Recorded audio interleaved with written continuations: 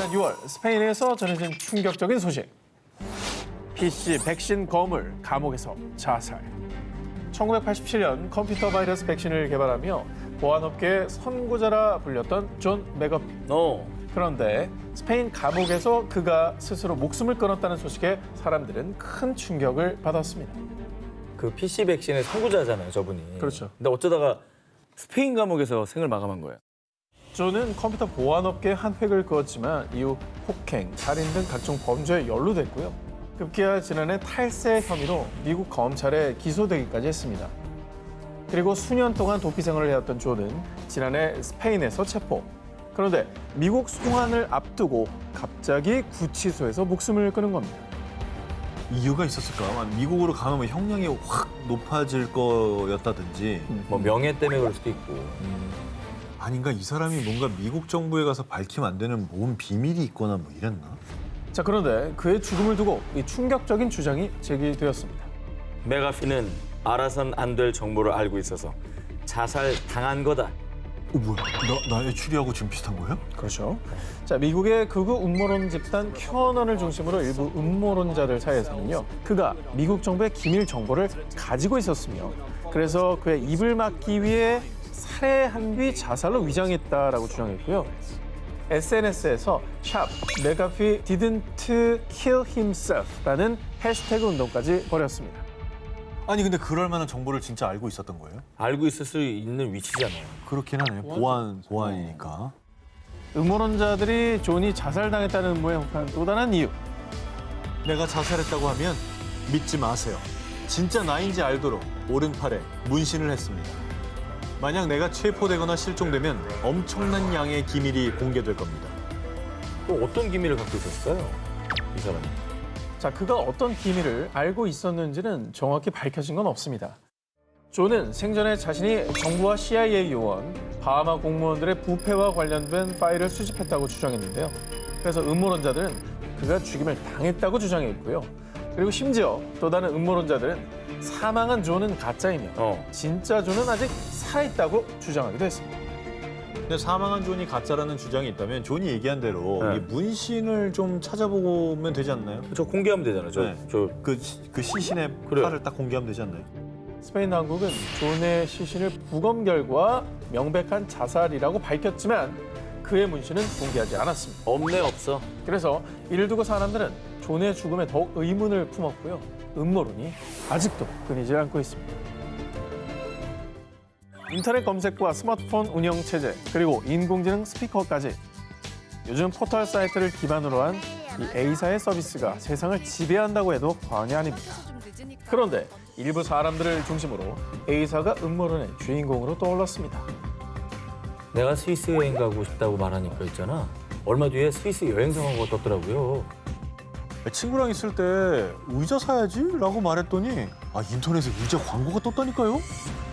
자, 일부 A사 이용자들에 따르면 A사 서비스를 기반으로 하는 브라우저, 스마트폰, 인공지능 스피커 등이 사용자의 목소리를 24시간 도청하고 있으며 수집한 정보를 광고 제공에 사용한다는 음모론을 주장했습니다. 왜냐면 검색한 내용을 가지고 빅데이터 만드는 건 유명하잖아요. 음성을 안 본다는 보장이 어딨냐고. 감시한다고 생각하면 정말 끔찍하긴 하다. 자, 그리고 이런 음모론이 생긴 이유 중에 하나가 A사의 서비스를 이용하기 위해서는 음성 및 오디오 정보가 포함된 개인정보 제공란에 체크를 해야 됩니다. 맞아요. 이 항목 때문에 음모론이 더욱더 확산된 겁니다. 또 인공지능 서비스 이용 시 홈스피커에서 음악 틀어줘. 이렇게 명령어를 말하는 경우도 일부 상황에선 사용자의 음성을 기록해서 그걸 쓰는 거예요. 때로는 명령어와 비슷한 발음이 들릴 경우 인공지능이 잘못 인식, 활성화된 상태에서 사용자의 음성을 수집하는 경우가 종종 발생합니다. 자, 이러한 사실을 토대로 A사의 도청설이 더욱 활기를 띠게 된 겁니다. 하지만 A사 측에 따르면 목소리를 무단으로 수집하지 않으며 권한 허용으로 수집된 음성 데이터 역시 개인 맞춤형 광고 제공 목적으로 사용되지는 않는다고 합니다. 아니, 맞춤형 광고가 노출되는 건 왜 그러는 거예요? 그래서 2018년 미국의 한 대학교에서 실제 실험을 진행했습니다. 그런데 실험 결과 A사 포함 스마트폰 내 앱들에서 사용자도 모르게 음성 파일이 전송되는 사례는 확인되지 않았습니다. 휴. 그럼 이게 다 우연의 일치라고? 실제로 A사 기반의 브라우저나 스마트폰은요, 검색, 기록, 위치 등 생활 패턴을 분석한 정보를 조합, 즉 옛날에 한 번쯤은 검색했거나 관련 게시글을 클릭했던 정보 등 A사에서 워낙 나와 관련된 방대한 데이터를 가지고 있다 보니까 이 정보를 바탕으로 광고가 노출되는 겁니다. 예전부터 뭔가 관심 있다는 건 내가 클릭했던 기록이 남아서. 아니 하도 사재 끼니까 예. 샀던 게 자꾸 떠. 검색했었는지 안 했는지 기억도 안 나죠? 근데 했을 것 같아. 내가 아는 전현무라면 했을 것 같아. 내가 아는 전현무라면 이거 검색했던 게 분명해요. 육중날 면도날이 자꾸 뜨거든. 기술의 발달과 함께 인류의 삶은 편해졌지만 편리해진 만큼 그에 상응하는 위험도 음모론도 증가하고 있습니다. 음모론 논하면서 이분을 빼놓을 수 없죠. 바로 미국의 트럼프 전 대통령. 이제 그리워 살짝. 뭐 하고 사는지 모르겠어. 그래요? 네. 사실 그 일론 머스크 이전에 네. 한 줄 한 줄의 영향력은 이분이 대단했잖아요. 그러니까 뭐 하고 사나 모르겠어. 얼마나 대단했으면 저기 SNS에서 퇴출당하셨겠어요. 그러니까요. 자, 그런데 뭐 아직 뭐가 남아 있습니까? 음모론이 뭐 계속 살아 있어요? 트럼프 전 대통령은 재임 시절 한 음모론을 굳게 믿고 본인 SNS에 관련 영상을 공유했다가요. 지난해 7월 29일에 열린 백악관 브리핑 도중에 한 기자와 설전을 벌이고 불편한 심기를 감추지 못해 중도 퇴장하기까지 했는데요. 사실 대통령이라는 굉장히 중요한 직책이 있으면서 그런 음모론을 믿고 그걸 오히려 본인 SNS에 퍼뜨리고 이거는 조금 비판받아 마땅하지 않나. 트럼프 전 대통령이 굳게 신뢰한 그녀. 코로나19에 대한 트럼프 전 대통령의 주장을 뒷받침해주는 배후 세력은 바로 의사 스텔라 이메뉴얼입니다. 그녀는 미국의 최전방 의사들이라는 단체의 기자회견을 통해 코로나19 치료제는 따로 있고 효과 없는 마스크는 쓸 필요가 없습니다. 라고 주장했는데요. 그런데 말입니다. 스텔라가 등장한 이 기자회견 영상은 가짜 뉴스를 전파한다는 이유로 SNS상에서 강제 삭제 조치당했고요. 그리고 일각에서는 의사 스텔라가 음모론자에 불과하다며 거세게 비난했습니다. 또 다른 음모론도 퍼뜨렸다는 얘기네요. 뭐예요? 알고 보니 의사 스텔라는 불의 권능 목사들이라는 교회의 창립자로요. 외계인의 DNA가 현대 의학 치료제로 사용되고 있습니다. 심지어 사람들이 종교를 믿지 않게 하는 백신을 과학자들이 개발 중이라며 정말 믿기 힘든 음모론을 퍼뜨려왔습니다. 오늘 나온 얘기 중에 제일 믿음이 안 가네요. 외계인의 DNA가 있어? 어떻게 사람들을 치료하고 있다니까 이건 뭐 너무나 앞서간 주장인 것 같고요. 근데 이거를 왜 트럼프 대통령이 믿은 거예요? 트럼프 전 대통령이 굳게 믿은 의사 이메뉴얼이 코로나19 치료제라고 주장한 말라리아 치료제인 하이드록시클로로퀸은요. 임상 결과 끝에 FDA에서 코로나19 치료 효능을 검증할 수 없다고 판단. 게다가 마스크는 필요 없다던 이메뉴얼이 정작 본인이 근무하는 병원에서는 마스크를 쓰고 방문자들에게 얼굴을 가리도록 권했다고 합니다. 이건 문제입니다. 근데 의사가 어떻게 마스크를 쓰지 말라고 그래요? 그렇게 말해놓고 본인이 썼다는 건 너무 황당하네요. 이번 음모론 소개에 앞서서 이번 특종과 관련된 인물에게 단단히 화가 나 있는 분이 계셔서 그분의 영상부터 보여드리겠습니다. 시공간을 초월해서 누군가에게 어떤 메시지를 전달할 수 있다면 누구에게 뭐라고 보내고 싶으세요? 이건 참 몇 달 전에 돌아가서 그 일론 머스크한테 그 입 좀 담으려고 하고 싶어요. 어우 시원시원한. 와, 진짜 시원하게 얘기해. 조승우 씨도 물렸네요. 그렇습니다. 무려 16년 만에 예능 프로그램에 출연한 조승우 씨가 일론 머스크의 입을 다물게 하고 싶었던 이유. 지난 4월 말 연일 최고 기록을 갈아치우며 천정부지로 치솟던 암호화폐 비코인이 5월 10일 미국 내 가격이 7% 이상 폭락. 국내 시장에서도 13% 이상 대폭 하락하며 그야말로 한순간 암호화폐 시장이 요동쳤는데요. 그 중심에 있던 사람, 아니나 다를까 일론 머스크였던 겁니다. 아유 정말 많은 피해자가 있죠. 왜냐면 지난번에 SNS로 주식 시그널 같은 거 잘못 줘가지고 그치. 요동을 쳤잖아요. 뭐 맞아요. 득을 본 사람도 있겠지만. 요즘 제 주변에서는 저 사람 좋아하는 사람이 없어요. 자, 지난 1월 일론 머스크는 본인의 SNS에 단 한 줄, 샵 비코인이라고 올리자마자 반나절 만에 비코인이 18% 이상 폭등하며 암호화폐 시장이 출렁였고요. 이후 비코인으로 T사 차량을 구매할 수 있게 하겠다고 밝히며 전일 대비 비코인의 가격이 약 15% 상승. 그런데 지난 5월 10일 일론 머스크가 본인의 SNS를 통해 저희 전기차 구매 시 허용했던 비코인 결제를 중단하겠습니다. 비코인 채굴을 위해 컴퓨터를 대량 가동할 때 화석 연료 사용이 급격히 증가한다며 비코인 결제를 돌연 중단하겠다고 선언했던 겁니다. 난리 났죠, 전날. 갑자기 저러면 어떡해. 국내외 암호화폐 시장이 그냥 우리나라뿐 아니라 다 들썩였잖아요. 난리 났죠. 자, 그런데 비코인에 대한 그의 갑작스런 태세 전환에 아니 혹시 D코인 띄우려고 일부러 그런 거 아니야? 곧 T전기차 D코인 결제 승인할 듯. 일부 누리꾼들은 일론 머스크가 이 비코인 악재를 터트린 이유가 또 다른 암호화폐인 이 D코인을 띄우기 위해서가 아니냐라는 의심의 눈초리를 보낸 건데요. 실제로 그동안 일론 머스크는 D코인 수호 천사를 자처 스스로를 D코인의 파더로 부르는가 하면요. 본인의 SNS에 D코인의 상징인 시바견과 관련된 다수의 밈을 게재해왔던 겁니다. 에휴. 아니, 근데 음모론자들이 주장하는 그 일론 머스크가 D코인을 띄우려는 이유가 있을 것 같아요. 그냥 단순히 즐기는 건 아닌 것 같고.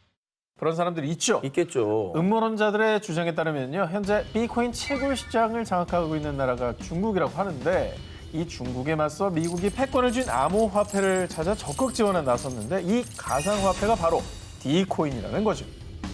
아니, 화석연료 사용량을 줄이기 위해서인지 정말 D코인을 띄우기 위해서인지 진실은 일론 머스크만 알고 있겠죠. 자, 이번 특종은 아무리 아니라고 해도 여전히 많은 이들이 믿고 있는 음모론입니다. 바로 1969년 인류 최초로 달 착륙에 성공한 아폴로 11호 영상은 조작됐다는 달 착륙 조작설입니다. 바람이 불고 있어요, 성조기에. 에? 조작됐습니다. 말이 안 그리고 되잖아요. 역대 미국 대통령이 매번 질문 받는데 계속 부인하고 있는데 아직도 사람들이 안 믿어줘요. 안 믿을 만큼 이상한 일이에요. 그게 언제적 얘기입니까? 자, 그동안 우리들이 흔히 알고 있던 의혹들은 아니고요. 좀 더 구체적이고 아주 충격적인 내용입니다. 음모론자들의 주장에 따르면요. 아폴로 11호 달 착륙 영상이 사실은 스튜디오에서 촬영된 것인데 그래. 이 영상을 촬영한 사람 바로 공상과학 영화의 거장 스탠리 큐브릭 감독이라는 겁니다. 호호. 자, 아폴로 11호 달 착륙 1년 전인 1968년 큐브릭 감독의 영화 2001 스페이스 오디세이가 개봉했는데요. 자, 그런데 이 영화를 본 나사가 큐브릭 감독을 스카우트, 아, 달 착륙 조작 영상을 제작했다는 겁니다. 그럼 엄청난 능력자 아닙니까? 네. 전 저분은 만들 수 있다고 봐요. 자, 과연 그럴까요? 음모론자들에 따르면 1980년 큐브릭 감독의 또 다른 명작 샤이닝에 아폴로 11호에 대한 비밀 코드가 숨겨져 있다고 합니다. 비밀 코드가. 자, 먼저 영화 주인공인 잭의 아들 데니가 입은 스웨터에는 아폴로 11호가 그려져 있고요. 저 뒤에 넣은 거 아니야? 아니에요. 진짜 저걸 입고 나왔어? 그럼요. 저걸 왜 입고 나와? 그러게. 데니가 앉아있는 카페트의 무늬는 어. 실제 아폴로 11호 발사대 패턴과 유사. 그러네. 보십시오. 저런 패턴이 흔한 것도 아니에요. 또 주인공 잭이 속담인 All work and no play makes Jack a dull boy라고 타이핑하는 장면이 나오는데요. 여기서 All, ALL이 어머머. A11, 즉 아폴로 11호를 의미한다는 겁니다. 큐브릭 감독이 진짜 이게 말은 못하겠고 대회비니까 영화를 통해서 메시지를 줬고 그걸 우리가 이제 알아낸 거네. 그래서 결국 한국에서 방송까지 하고 있잖아. 혹시 뭐 큐브릭 감독이 뭐 해명은 했나요? 아쉽게도 큐브릭 감독은 이 음모론에 긍정도 부정도 하지 않았습니다. 왜 부정을 안 해? 왜 부정 안 해? 그리고 1999년 결국 큐브릭 감독이 봐봐. 세상을 떠나며 달 착륙 조작 음모론이 묻히는가 싶었는데요. 여봐. 그런데 16년이 지난 2015년 영국의 영화 제작자 패트릭 모레이가 생전 큐브릭과의 인터뷰를 공개. 어머머머머머. 그 내용은 정말로 충격적이었습니다. 이거 봐라 이거. NASA promised me and gave me a lens, a special lens, which they used to photograph the moon. 진짜 저렇게 말했네. 자백을 했네요. 그냥. 음모론이 아니네. 하지만 큐브릭 감독의 아내 크리스티아는 영상 속의 목소리는 실제 큐브릭의 목소리와 다르다고 주장했지만 여전히 음모론자들은 영상이 사실이라고 주장. 결국 큐브릭 감독을 둘러싼 달 착륙 조작 음모론은 여전히 현재 진행형이라고 합니다. 2018년 미국에서 발생한 캘리포니아 산불. 당시 기준 사상 최악의 산불로 무려 여의도 면적의 약 2,500배인 7,284제곱킬로미터가 소실. 약 80명이 사망하고 수백 명이 실종된 끔찍한 재난이었습니다. 그런데 정부가 일부러 산불을 낸 게 틀림없어요. 미국의 일부 음모론 단체들을 중심으로 음모론자들은 미국 정부에서 신무기인 지향성 에너지 무기를 이용해 고의로 산불을 냈다고 주장했습니다. 도대체 왜요? 정부가 그게 이득이 되는 게 아니잖아요. 피해가 얼마나 심한데 저걸 왜 정부가 너무 손해인데. 왜 그래? 그리고 저는 처음 듣는 용어인데 지향성 에너지 무기? 이건 뭐예요? 지향성 에너지 무기는 실제 존재하는 신무기입니다. 쉽게 말해서 막대한 에너지파를 모아서 특정 지역에 쏘는 무기입니다. 무섭다. 미국의 일부 음모론자들에 의하면 정부와 그림자 집단이 공격의 타깃으로 삼은 사람들이 존재하고요. 그들의 재산과 생명을 노리기 위해 정부가 그들을 공격했다는 건데요. 이러한 음모론을 뒷받침하는 근거로 그들이 주장하는 내용을 살펴보면요. 상점과 레스토랑들은 탔는데 주변의 풀들은 멀쩡하잖아요. 이건 지향성 에너지로 특정 부근만 공격했다는 증거입니다. 사진 속의 빛 기둥이 바로 지향성 에너지 무기입니다. 저건 좀 이상하다. 그리고 또 다른 음모론자들은 민주당에서 고속철도를 만들기 위해 일부러 화재를 내서 일대를 없애려 한 겁니다. 민주당과 캘리포니아 주정부는 LA와 샌프란시스코를 잇는 고속철도 사업을 진행 중인데요. 그런데 공화당과 주민들이 재정상의 이유로 반대하자 민주당에서 고의로 산불을 냈다고 주장한 겁니다. 고속철도보단 나는 오히려 지향성 무기인가 저게 더 설득력 있네. 저 불기둥이 너무 이상하지 않아? 아니 뭐 밝혀진 게 있어요? 설득됐는데요, 이미? 아니 왜냐면 저 불기둥이 산불은 아니잖아요. 모양 자체가 이제 솟은 게 뭔가 있다. 네. 아 근데 뭐 네. 조사를 해서 나온 게 있어요? 야, 음모론자들이 제시한 사진들은 조작되거나 사실이 아닌 것으로 드러났습니다. 그리고 과학자들에 따르면 불에 타지 않는 소재들 혹은 불과 바람의 방향 때문에 얼마든지 일부분에서만 화재가 발생할 수 있다고 밝혔고요. 무엇보다 지향성 에너지 무기는 아직 개발 단계로 음모론자들의 주장처럼 타깃을 정해 화재를 일으킬 정도의 수준은 아니라고 합니다. 아 근데 조작된 사진이니까 열받네. 나 완전 믿었는데. 근데 사실 불기둥에서 완전 믿으셨죠? 네, 불기둥에서 완전 믿어줬어요. 그러니까 세상이 혼란스러울수록 이런 음모론들이 득세를 하는 거잖아요. 맞아요. 해마다 이런 비극들이 발생하니까 자꾸 이런 억측들이 생겨나는 거고 음모론이 기승을 부리는 것 같습니다. 2019년 5월 말 스위스의 소도시 몽테르의 한 호텔에 전 세계 130여 명의 거물들이 한 곳에 모였습니다. 그 이유, 올해로 67번째를 맞은 빌더버그 회의 때문인데요.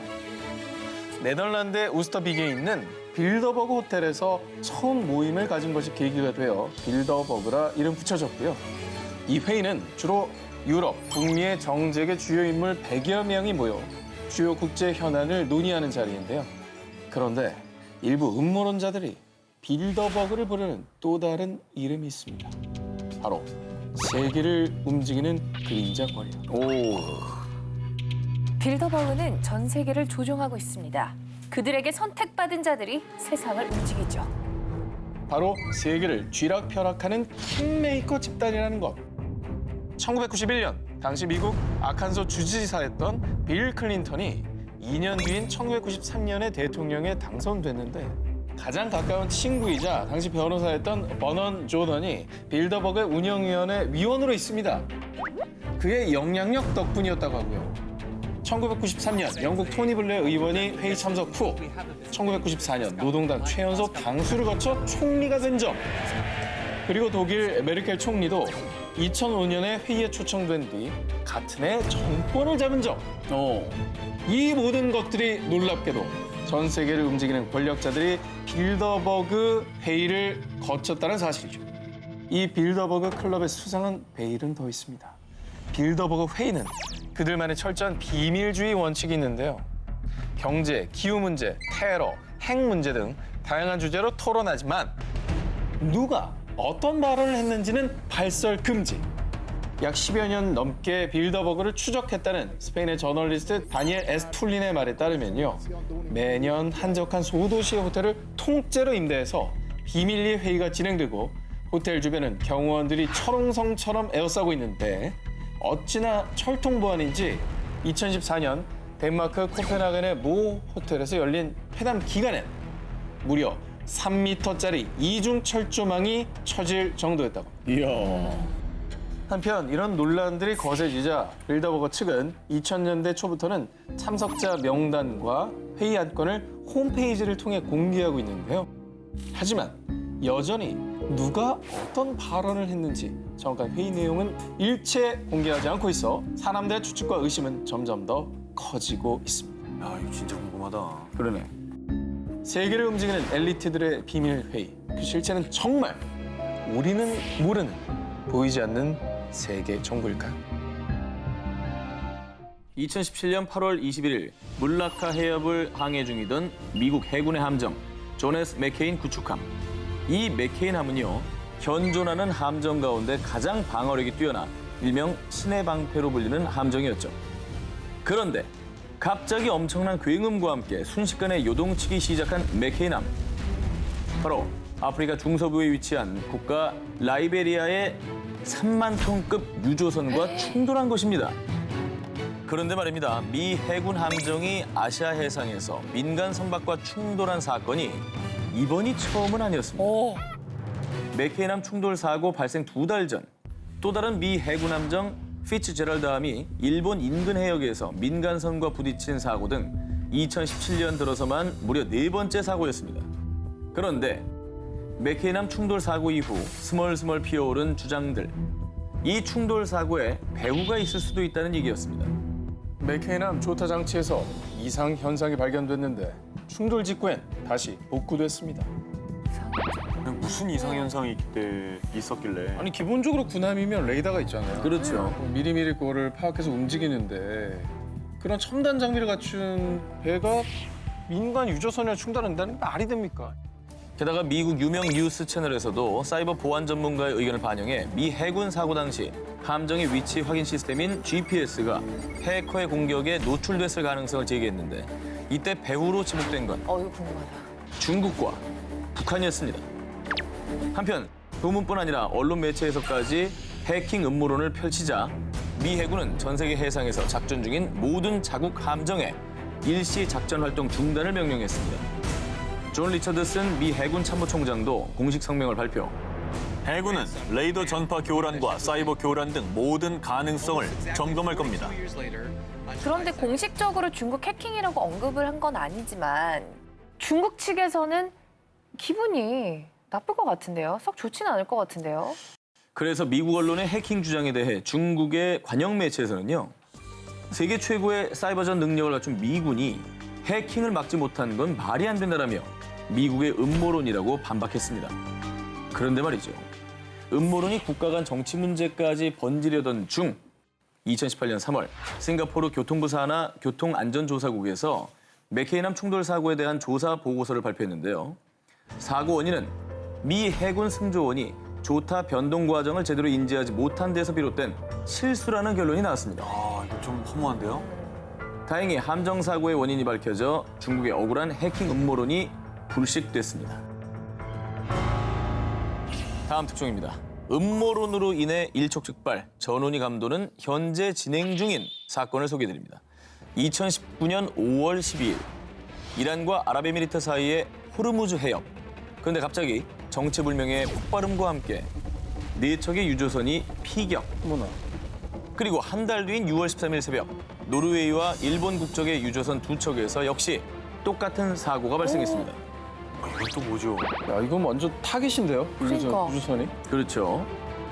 현재 전 세계에서 가장 뜨거운 감자, 호르무즈 해협 유조선 피격 사건입니다. 그런데 사고 발생 한 달 뒤 6월 13일에 열린 미국 워싱턴 국무부 청사 브리핑에서 마이크 폼페이오 국무부 장관이 한 의미심장한 발표. 이번 유조선 공격에 대한 책임은 이란에 있다는 게 미국의 판단이에요. 미국이 이란을 배후로 지목한 이유. 이란이 2015년 방산 전시회에서 첨단 무기라며 공개한 기뢰가 피격당한 유조선 선체에 부착된 폭발물과 비슷하다는 것이었습니다. 미군 중부사령부는 그 증거로 사고 당시 미군 소속 항공기가 촬영한 사진과 영상을 공개했습니다. 미국 측 주장에 따르면은 이 영상 속에 등장하는 이란 해군 소속 보트가 피격을 당한 일본 유조선에 바짝 접근한 뒤에 선체에 붙어있던 기뢰를 제거했다는 겁니다. 그럴 만한 영상이긴 되게 영상이 남아있으니까. 그렇죠. 네. 이란이 그렇다면 여기에 어떻게 입장을 취했나요? 역시나 미국의 의심에 이란 외무부는 중동 해상 안보를 해치려는 세력들의 음모에 대해 절대 경계심을 늦춰서는 안 됩니다. 라며 유조선 피격 사건 연루에 대해 일축했고요. 오히려 미국의 자작극의 가능성을 제기한 이란. 야, 자작극까지. 현재 서로 양측의 소행이라고 주장하며 여러 음모론과 함께 갈등이 극에 치닫고 있는데요. 앞으로 이 모든 것을 잠재울 수 있는 것은 빠르고 제대로 된 진상 규명일 것입니다. 2014년 11월 12일 과학계를 떠들썩하게 한 역사적인 기록이 세워졌습니다.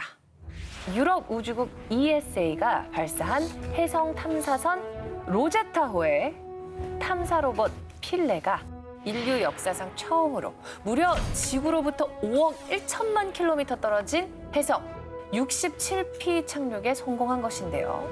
그런데 말입니다.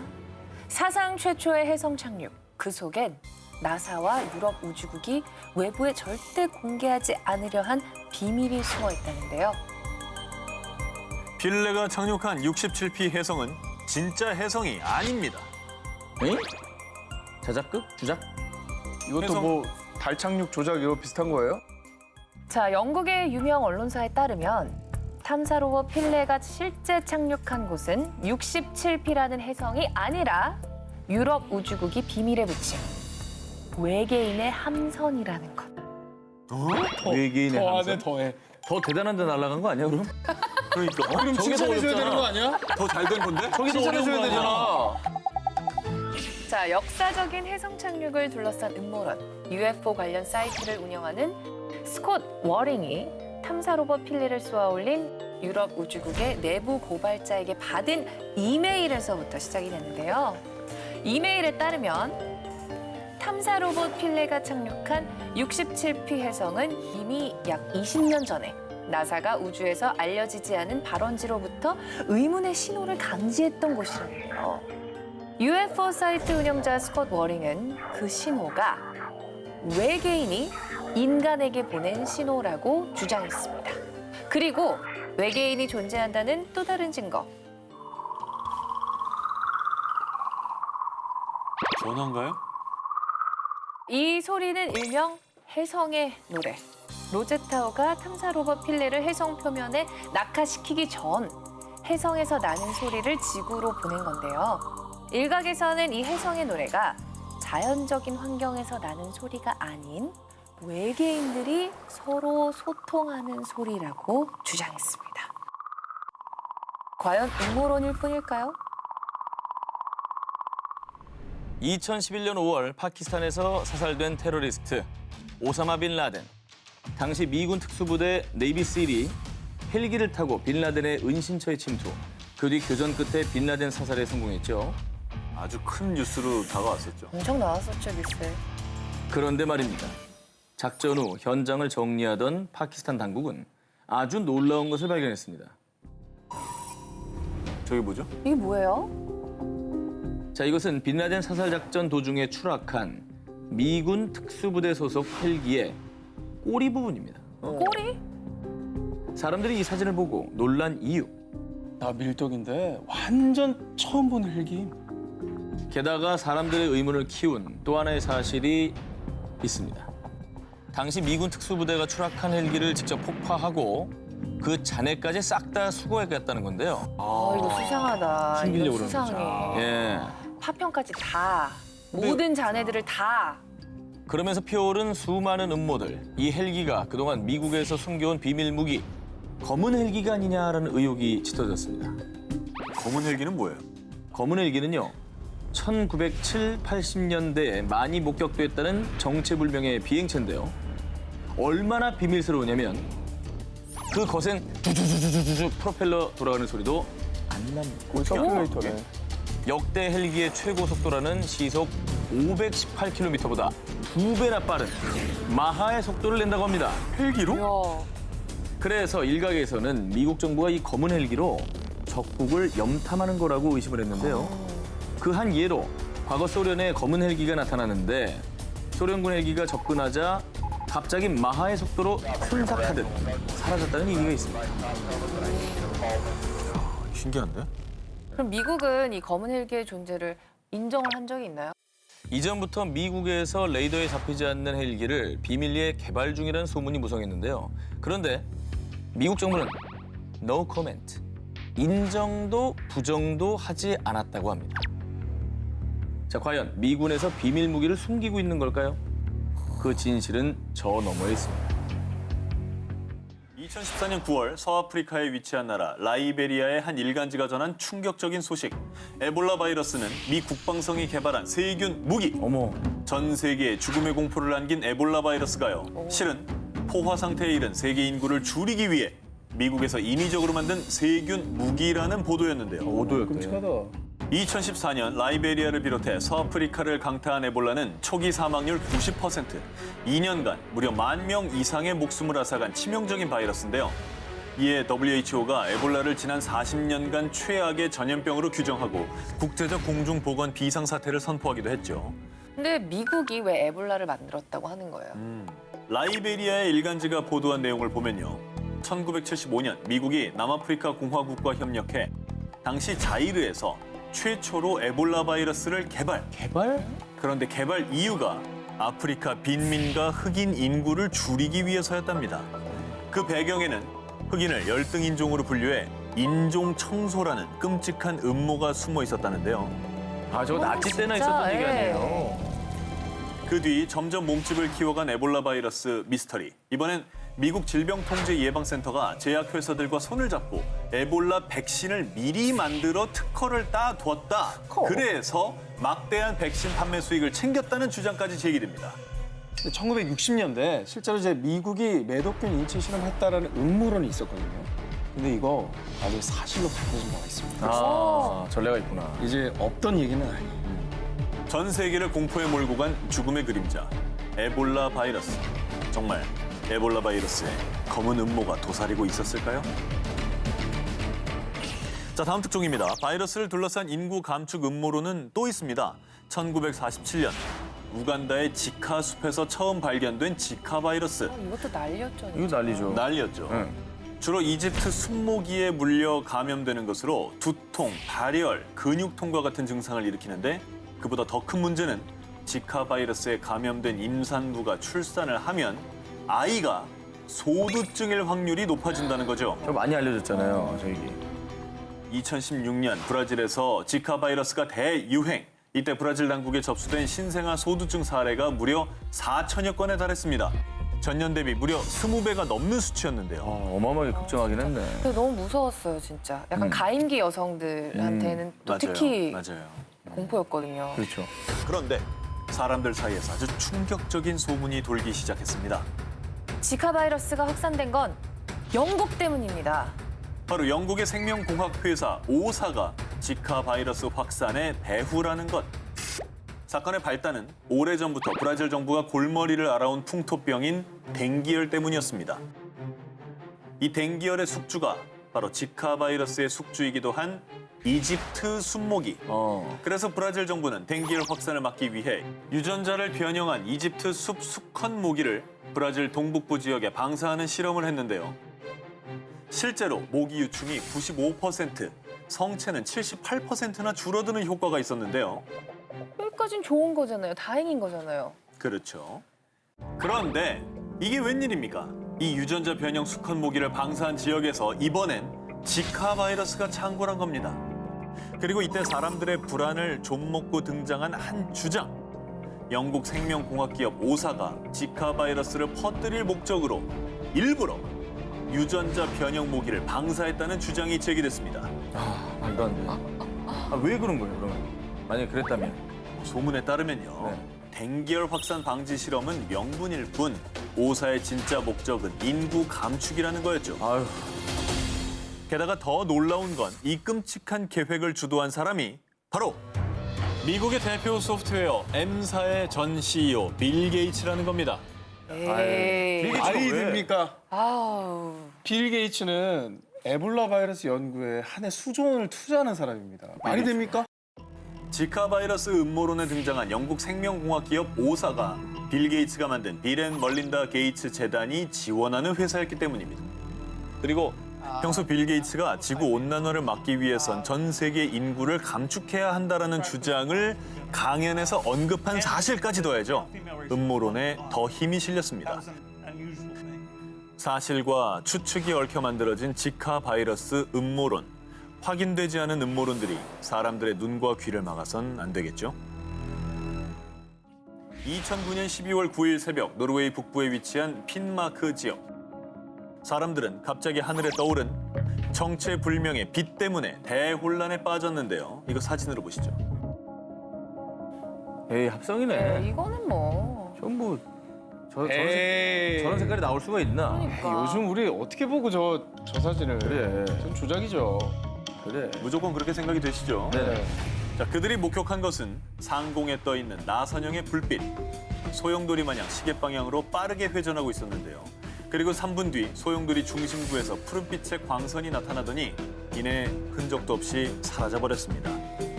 노르웨이를 떠들썩하게 만든 이 괴현상을 두고 지구 물리학 관측소의 연구원인 투롤스 린 한센은요. 그 빛은 미사일 발사 실험 중 발생한 불빛입니다. 누출된 미사일 연료가 공중에서 떠돌다가 떨어진 것이죠. 나선형 불빛의 정체를 미사일에 누출된 연료로 지목. 불빛이 발견되기 전날 러시아 해군이 핀마크 지역 인근의 바렌츠 해에서 미사일 실험 발사를 한 사실을 증거로 제시했습니다. 하지만 천문학자인 조셉 박사의 생각은 달랐는데요. 바렌츠에서 미사일 실험 발사가 수차례 진행됐지만 단 한 번도 그런 불빛이 발견된 적은 없습니다. 미사일 발사에 실패할 경우 폭발로 인해 기체가 여러 조각으로 나뉘게 되는데 나선형 불빛이 목격된 주변에서는 그 어떤 흔적도 발견되지 않았다고 했습니다. 그럼 그 빛은 도대체 뭐였을까요? 그러게. 그래서 조셉 박사가 추측한 광선의 정체는 나선형 비행을 하는 미확인 비행물체, 즉 UFO가 남긴 흔적이라는 것입니다. 수많은 의문들을 남긴 노르웨이의 나선형 불빛. 그런데 2012년 중동 5개 나라에서 이 소용돌이 광선이 또다시 포착됐는데요.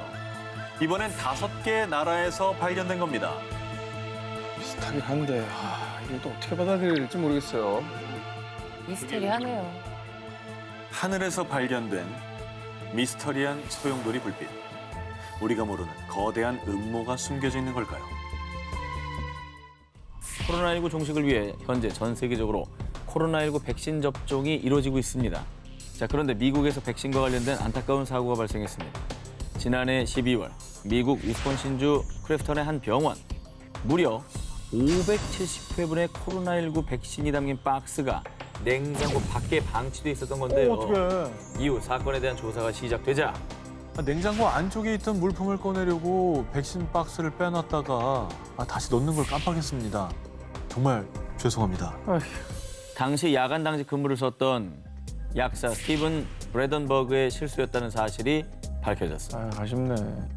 결국에는 누군가를 살릴 수도 있었던 어떤 백신이 유명무실해진 거잖아요. 그런데 말입니다. 실수인 줄 알았던 그의 행동이 사실 실수가 아니었습니다. 뭐라고? 브래던버그에 대한 조사가 이어지자 브랜던 버그가 평소에 백신이 수상하다고 했어요. 백신에 마이크로칩이 있다는 이상한 말을 하더라니까요. 그에 대한 동료들의 심상치 않은 증언이 이어졌고요. 그리고 결국 백신이 DNA의 돌연 변이를 일으킨다고요? 제가 인류 종말을 막은 겁니다. 너나 맞지 마. 아 정말 진짜 답답하네. 그러냐. 답답하다 진짜. 진짜 너나 막지 마라. 백신이 DNA를 변형한다고 믿은 음모론자였던 브래던버그는 백신의 효능을 비활성화하기 위해 냉장고 속에 잘 보관돼 있던 백신 박스를 꺼내 일부러 상온에 방치해뒀다고 시인합니다. 지난 6월 그에게 징역 3년형이 선고됐다고 전해집니다. 자기만 맞지 말든가. 그래, 누가 맞고자 하는 어떤 백신이 귀한 백신이 있었는데 그거를 다 폐기한다는 거. 이거 열심히 종식을 위해서 노력하고 희생하는 사람들 이거 이기는 거 아닙니까? 아 진짜 어이가 없네. 근데 현재 문제는요. 이 브래던버그처럼 백신 음모론에 빠진 이들이 한둘이 아니라는 겁니다. 미국의 한 여론조사에 따르면 30세에서 44세 성인 중 무려 20%가 백신 안에 마이크로칩이 들어있다는 것이 아마도 사실 이라고 답했고요. 7%는 분명한 사실이라고 응답했다고 합니다. 통계가 어이가 없네요.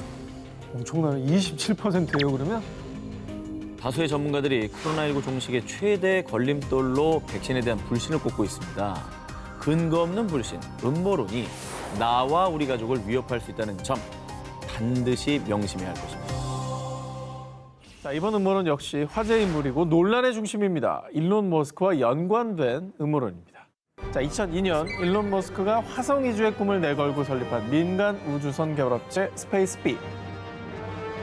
일론 머스크는 지난해 5월 유인 우주선 발사에 성공한 뒤 민간 우주 수송 시대가 열렸다며 자화자찬하기도 했었는데요. 자, 정 기자님께서 한국 최초로 우주 관광객 되겠다 공언하지 않았습니까? 공언을 당했죠. 저는 얘기한 적이 없어요. 여기서 뭐 CG 만들고 해가지고 네. 600억 내서 가라 뭐 이런 얘기를 했었죠. 예. 일론 머스크의 유인 우주선 발사가 성공하기까지는 수많은 시행착오가 있었습니다.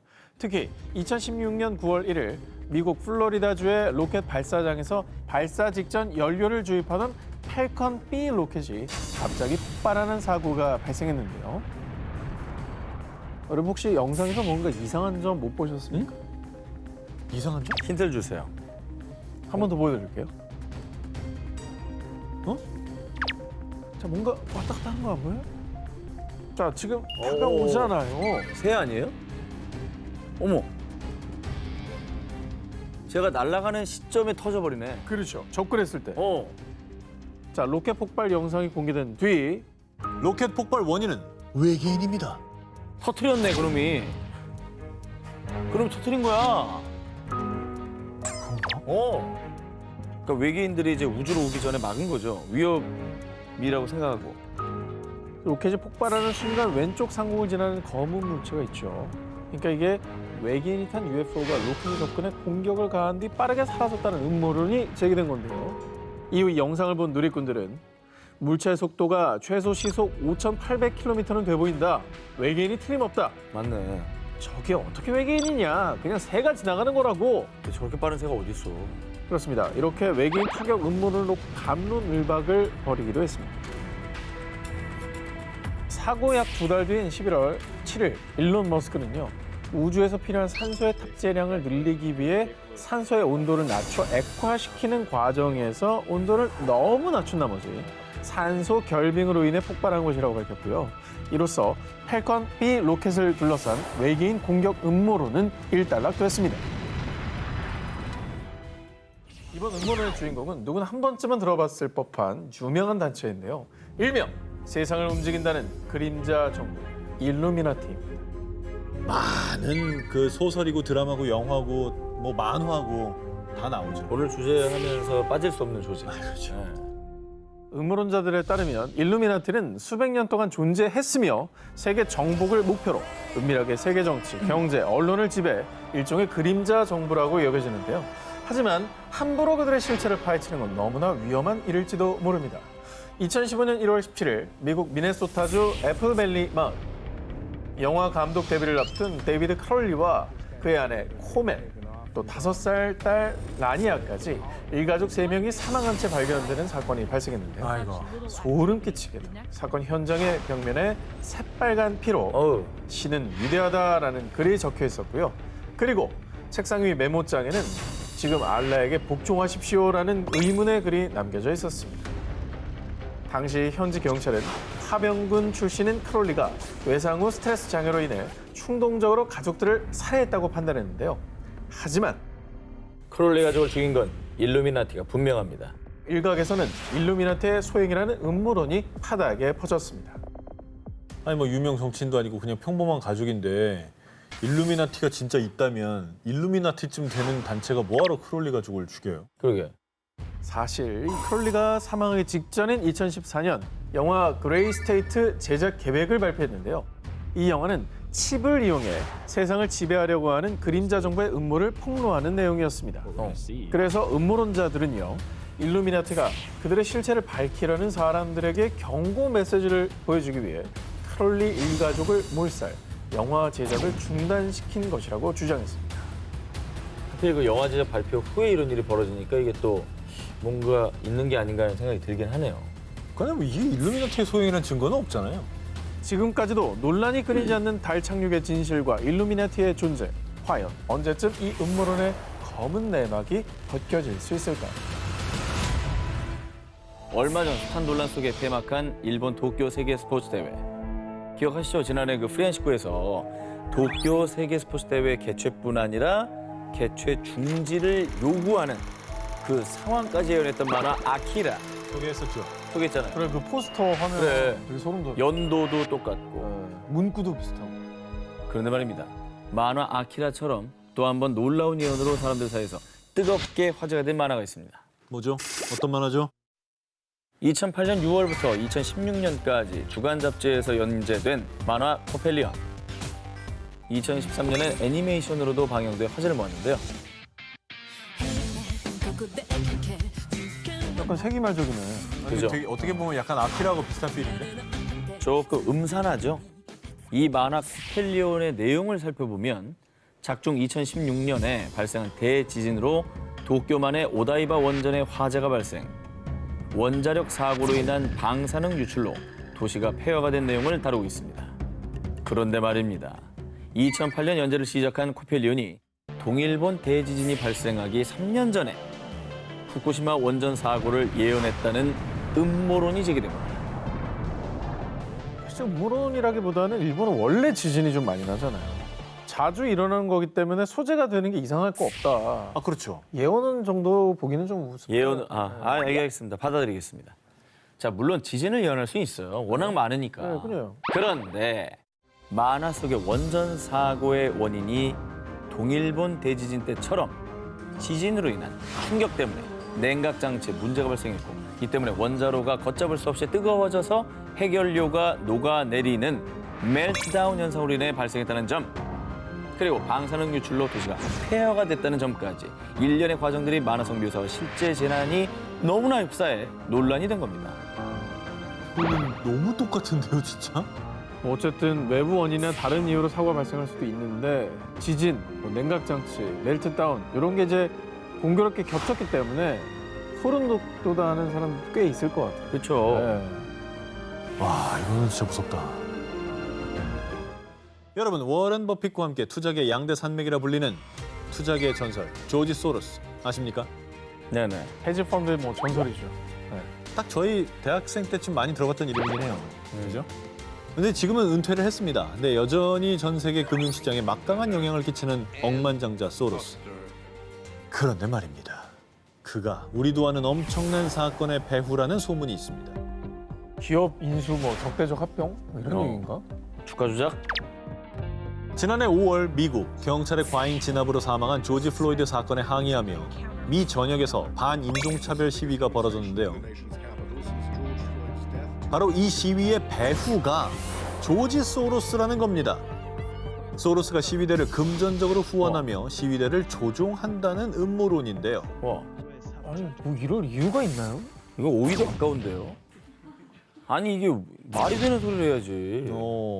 사회 운동을 이거 조종했다는 쥐락펴락, 거는 이거는 어떤 인종 차별에 대한 모독 아닙니까? 이거 저 유리 포기하고 나가세요. 믿기 힘드시겠지만 일단 제 이야기를 들어보시고 다시 판단하시기 바랍니다.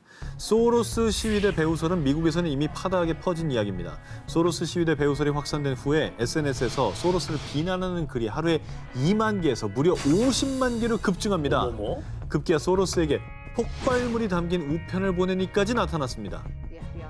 이만큼 음모론이 영향력이 생겼다는 얘기네요. 그렇게 볼 수 있는 거죠. 그게 어쨌든 힘을 가졌으니까 자꾸 이제 위협을 하는 거니까. 근데 흑인도 아닌 소로스가 대체 왜 이 반인종차별 시위대를 조종한다는 얘기가 나온 거죠? 일부 음모론자의 주장에 따르면 헝가리 출신 미국인으로 이민 정책을 지지하는 소로스가 반이민 정책을 고수하는 당시 트럼프 정부의 불만을 가지고 이 정부를 전복시키려 한다는 겁니다.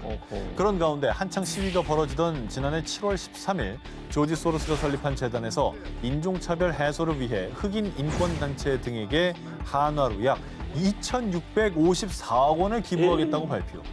게다가 이전보다 유독 큰 거액의 기부 소식에 조지 플로이드 시위 배후설 음모는 더욱 일파만파 퍼졌습니다.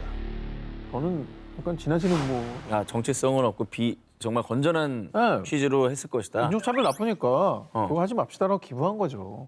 근데 억만장자라고 해도 기부액이 많긴 하네요. 아니 근데 이제 이런 자꾸 일이 일어난다면 소로스가 입장 발표를 하긴 했을 것 같아요. 어허. 뭐라고 어떻게 했어요? 얘기했어? 자, 이 시위대 배후설에 대해서 소로스의 대변인은요, 세간의 음모론을 적극 부인했는데요. 그리고 소로스를 둘러싼 음모론에 대한 어떤 증거도 발견되지 않았습니다. 이 조지 플로이드 사망 시위대가 내세운 것이 반인권 반인종차별입니다.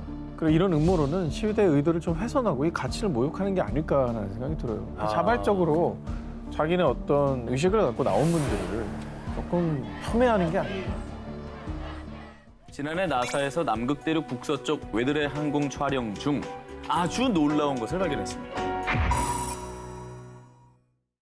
지난해 나사에서 남극 대륙 북서쪽 웨드레 항공 촬영 중 아주 놀라운 것을 발견했습니다. 자, 보세요. 우와.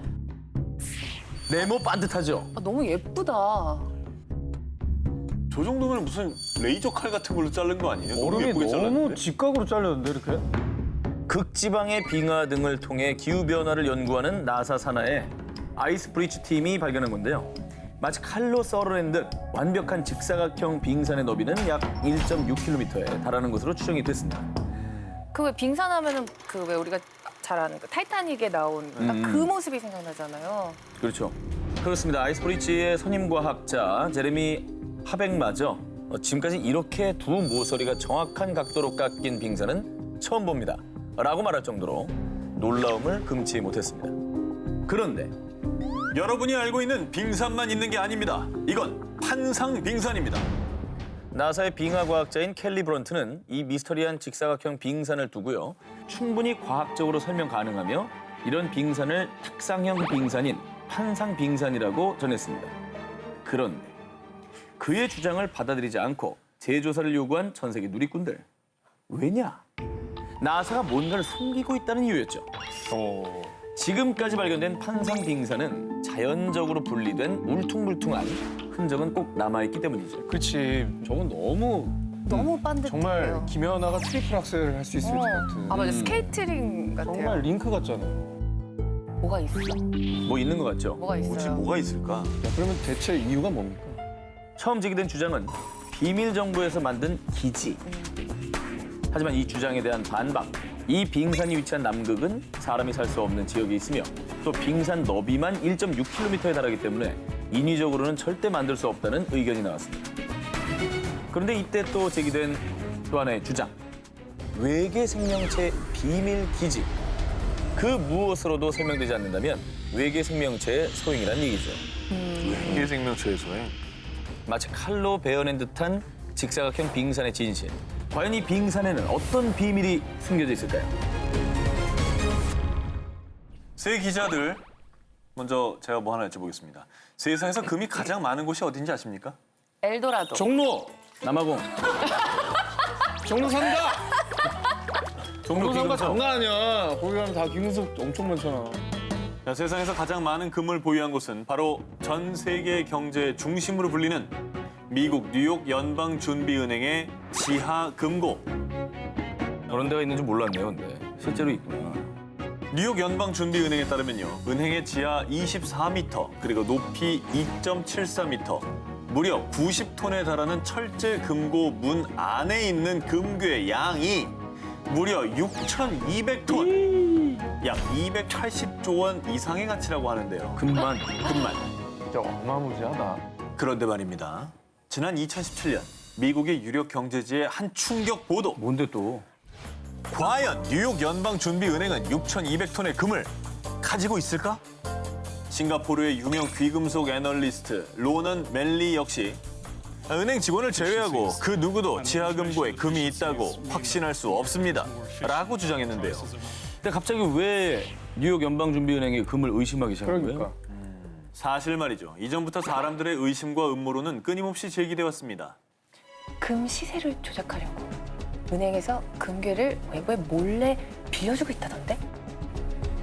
달러같이 유지하려고 빌려준다는 말도 있어. 이러한 이유들로 이 지하 금고에 있는 금을 더욱 투명하고 객관적으로 감사해야 한다는 걸 강조하고 있고요. 미국 공화당의 랜드폴 상원 의원은 미국 회계감사원에서 뉴욕 연방준비은행 금고를 감사해야 한다는 내용의 법안을 발의하기도 했습니다. 전 세계 경제의 중심 뉴욕 연방준비은행.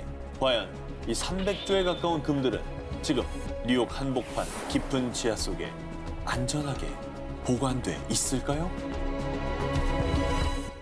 실물 없이 정보 형태로 남아 사이버상으로만 거래되는 가상화폐. 그런데 2018년 캐나다 최대 가상화폐 거래소인 Q거래소에서 한순간에 무려 약 1,600억 원이 공중 분해되는 초유의 사태가 발생했습니다. 무슨 일이죠? 이 Q거래소는 고객들의 가상화폐 대부분을 해킹에 안전한 오프라인 지갑, 콜드 월렛에 보관했습니다. 이 콜드 월렛은 반드시 비밀번호를 알아야만 가상화폐를 입출금할 수 있는 시스템입니다.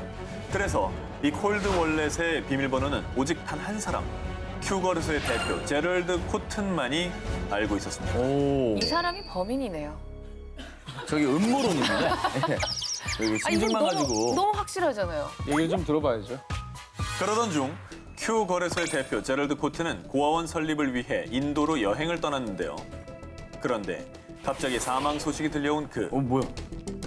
그의 사망 소식이 알려진 뒤 Q거래소는 그야말로 패닉에 빠졌습니다.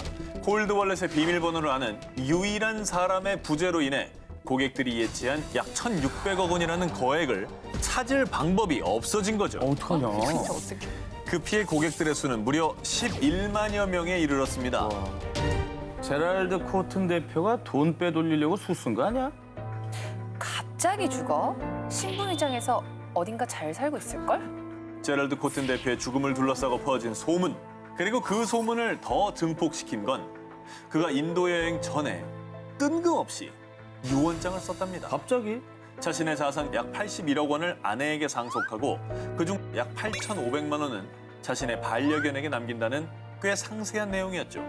그런데 이 유언장을 쓴 지 불과 12일 만에 사망 소식이 전해진 겁니다. 유언장을 왜 썼지? 지구촌의 난제이자 21세기 인류 최대 고민, 지구온난화. 급속한 산업 발전으로 온실가스가 과도하게 배출돼서요.